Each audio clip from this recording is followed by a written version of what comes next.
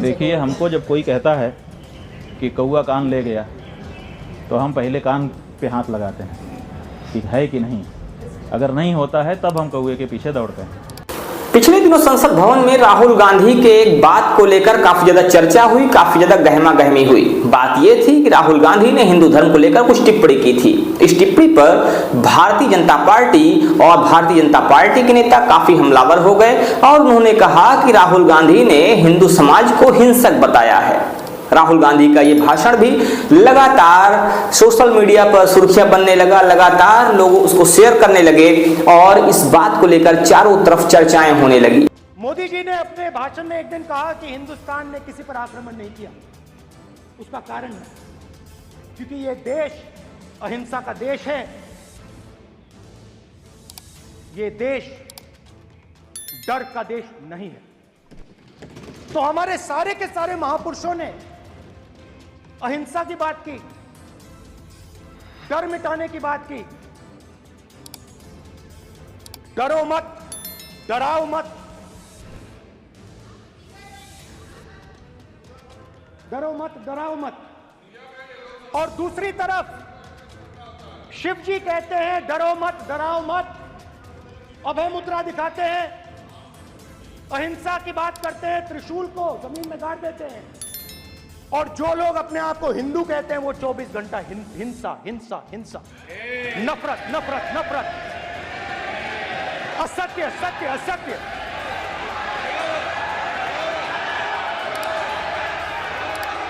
आप हिंदू हो ही नहीं।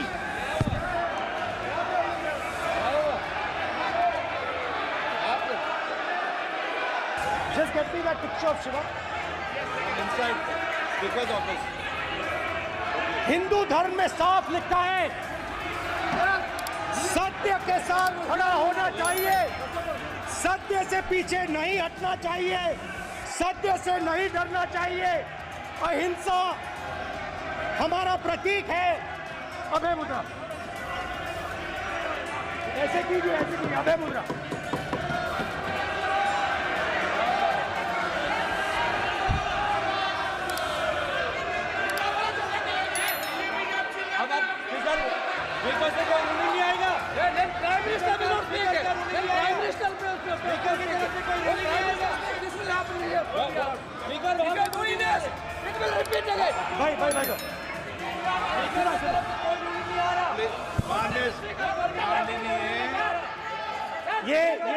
लेकिन जब इस बात को लेकर कुछ पत्रकार शंकराचार्य स्वामी अभिमुक्तेश्वरानंद सरस्वती के पास पहुंचे और उन्होंने इस विषय पर उनसे बात किया तो उन्होंने कहा कि नहीं, राहुल गांधी का भाषण बिल्कुल भी गलत नहीं है, उन्होंने कुछ भी गलत नहीं कहा। राहुल गांधी ने कहा है कि कभी भी हिंदू समाज, कभी भी हिंदू हिंसक हो ही नहीं सकता। उनकी बात पूरी तरह सही है, मैंने उनका पूरा भाषण देखा हुआ है। पहले आप देखिए स्वामी अभिमुक्तेश्वरानंद सरस्वती का वो बयान जिसमें वो कह रहे हैं कि राहुल गांधी ने कोई भी ऐसी बात नहीं कही है जिसको गलत कहा जा सके। सर, ये सब सवाल है। अभी राहुल गांधी जी ने हिंदू समाज को हिंसक बताया है कि नफरत फैलाते हैं, करते हैं। इस पर बड़ा विवाद फैला हुआ है। संत समाज भी नाराज है, बुद्धिजीवी नाराज है। इस बार में आप चूंकि जिस पद पर हैं उसकी बड़ी गरिमा है, आपकी तरफ से क्या संदेश जाएगा जो उन्होंने हिंदू समाज को? देखिए, हमको जब कोई कहता है कि कौआ कान ले गया तो हम पहले कान पे हाथ लगाते हैं कि है कि नहीं। अगर नहीं होता है तब हम कौए के पीछे दौड़ते हैं। ये जो बात आप बता रहे हो कि राहुल गांधी ने ये कह दिया कि हिंदू धर्म के विरुद्ध बात कह दी, तो जब ये बात हमको बताई गई तो हमने राहुल गांधी का पूरा प्रवचन, जो भाषण उन्होंने संसद में दिया था, उसको निकाल करके देखा और हमने उसमें पाया कि वो तो ऐसा कह ही नहीं रहे हैं। वो तो कह रहे हैं कि हिंदू धर्म में हिंसा का स्थान ही नहीं है।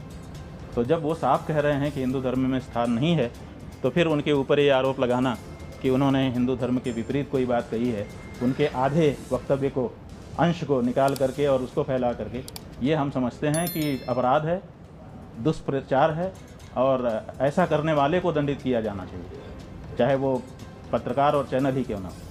गलत है। उस व्यक्ति ने जो बात कही ही नहीं है उसके लिए उसका विरोध करना और उसके लिए उसको दोषी बनाना सही नहीं है। उन्होंने साफ कहा कि हिंदू ऐसा नहीं कर सकता, बहुत साफ कहा हिंदू हिंसा नहीं कर सकता। बाद में उन्होंने कहा कि जो लोग उन्होंने अपने सामने जो अमुक पार्टी के सरकार के लोग हैं, उनको देख करके कहा कि आप लोग अपने आप को हिंदू कहते हो और हिंसा हिंसा हिंसा नफरत फैलाते हो। तो उनका कहना केवल उस पार्टी विशेष के लिए था। हिंदू समाज के लिए उन्होंने पहले ही, इसके ठीक पहले जो वक्तव्य दिया है उसमें हिंदू की बात कही। तो हमने वो पूरी बात देख ली, इसलिए हमारे मन में उसके लिए कोई बात नहीं। अब इस समय स्वामी अभिमुक्तेश्वरानंद सरस्वती का यह बयान भी काफी ज्यादा वायरल हो रहा है। लोग लगातार इस वीडियो को शेयर कर रहे हैं और लगातार इस वीडियो को लेकर चर्चा कर रहे हैं। लोगों का कहना यह है कि स्वामी अभिमुक्तेश्वरानंद सरस्वती दरअसल कांग्रेस से काफी ज्यादा प्रभावित हैं। वो कांग्रेस को फेवर करते हैं और यही वजह है कि उन्होंने वाराणसी में भी इस बात को लेकर काफी हंगामा किया था।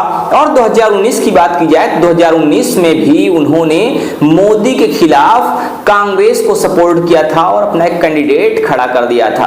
उन्होंने कांग्रेस को हर एंगल पर, हर मोड़ पर कहीं ना कहीं बैकअप किया है और इसीलिए लोग ये कह रहे हैं कि स्वामी अभिमुक्तेश्वरानंद कांग्रेस से प्रेरित हैं। कांग्रेस कहीं ना कहीं उनको सपोर्ट करती है और वो भी कांग्रेस सपोर्ट करते हैं और ये भी कहा जा रहा है कि वो पुराने कांग्रेसी हैं।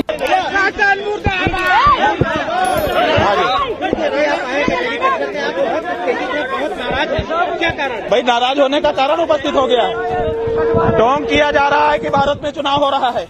आम जनता अपने मताधिकार का प्रयोग करके चाहेगी तो इस सरकार को बरकरार रखेगी, चाहे तो हटा देगी। लेकिन सच्चाई यह है कि तानाशाही चल रही है। नरेंद्र मोदी के खिलाफ बहुत से आम लोग चुनाव लड़ने के लिए उत्सुक होकर के आए हैं। उनकी नीतियों से परेशान होकर के वो चाहते हैं कि हमको इस पटल पर खड़े होकर के अपनी बात कहने का मौका मिले।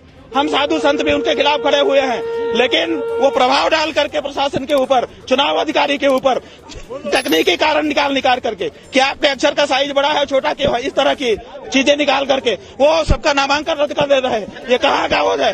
ये तानाशाही नहीं तो क्या है?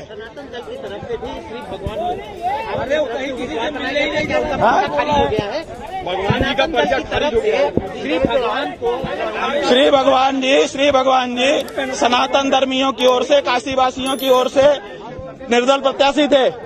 उनका पर्चा जबरदस्ती का कारण बना करके खारिज कर दिया गया है। ये लोकतंत्र की हत्या हो रही है।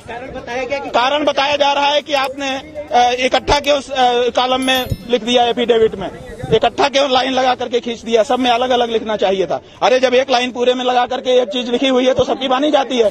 1000 लोगों को वो एफिडेविट पढ़ा लिया जाए, अगर एक भी व्यक्ति ये कहे कि नहीं ये जो लिखा गया है सबके लिए नहीं लिखा गया है, केवल एक के लिए लिखा गया है, तो हम मान लें। जब तिरछा करके कॉलम में लंबी लाइन खींच करके एक वाक्य लिख दिया गया तो उसको कह रहे हैं कि नहीं ये तो अलग अलग हर कॉलम में सामने लिखना चाहिए था, इसीलिए आपका पर्चा खारिज हो जा रहा है। ये कौन सा ऐसे कौन सा वो है? ये कौन सी हमारी कमी है बताए हो?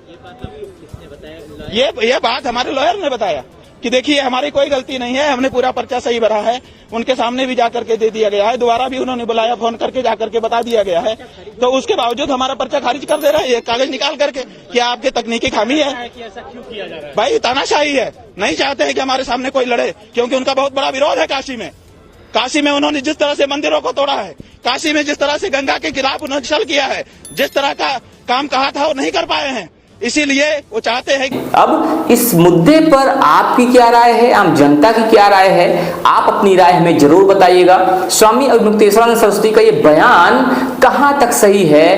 क्या वास्तव में राहुल गांधी पर जो आरोप लग रहे हैं वो निराधार हैं? और क्या वास्तव में जो आरोप स्वामी अभिमुक्तेश्वरानंद सरस्वती पर लगाए जा रहे हैं, क्या वो आरोप भी बेबुनियाद हैं, निराधार हैं? आपकी क्या राय है? आप अपनी राय हमें जरूर दीजिएगा। बने रहिए हमारे साथ खबरों के अपडेट के लिए और देखते रहिए आपका अपना चैनल अखंड भारत आज तक न्यूज।